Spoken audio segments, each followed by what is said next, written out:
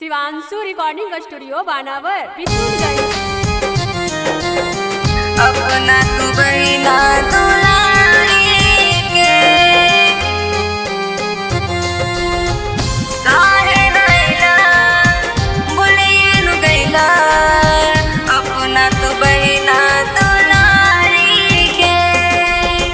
मुस्कान music Kumar Mukesh की प्रस्तुति। काहे नैला भूलिए नु गैला। अपना तू बहिना दुलारी के काहे नैला भूलिए नु गैला।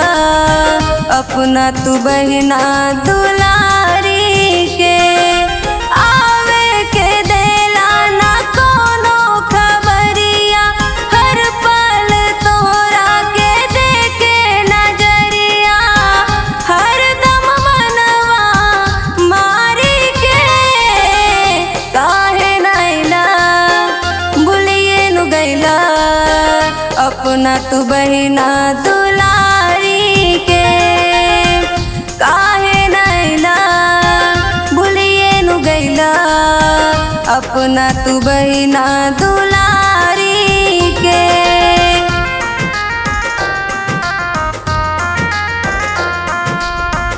अपना तू बहिना दुलारी के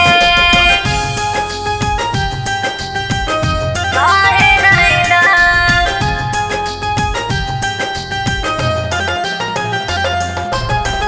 कवन बाटे तोहार मजबूरी। बहिनी के देला बिसार हो। जनतानी होई सुन कोमल कलाई।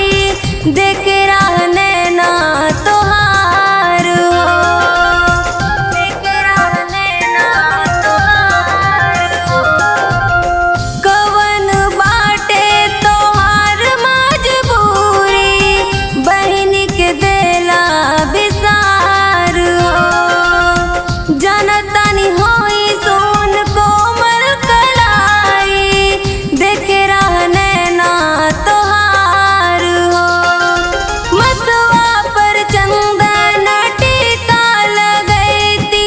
मुआ मिठाई से मीठ करवैती। खुश होती आरती उतारी के काहे नैला भूलिए नु गैला। अपना तू बहिना दुलारी के काहे नैला भूलिए नु गैला। अपना तू बहिना दुलारी के।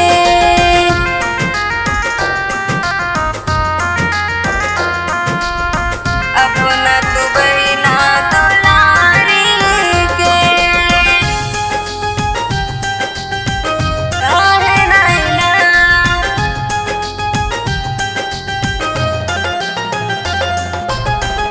राधा बहिनिया से बयाल बेला। काहे बड़ा नाराज हो। रक्षा बंधन के दिन बड़ा पावन। आजा घरवा तू आज हो। आजा घरवा तू आज हो।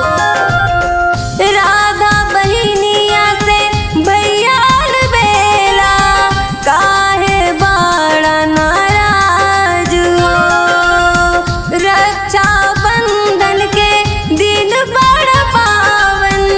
आजा घरवा तू आज हो। दिन तो हर घरवा आंगनवा उदास बा। केकरा के बांधी राखी उहे ना पास बा। बुझतनी हमरा लाचारी के काहे नैला भूलिए नु गैला।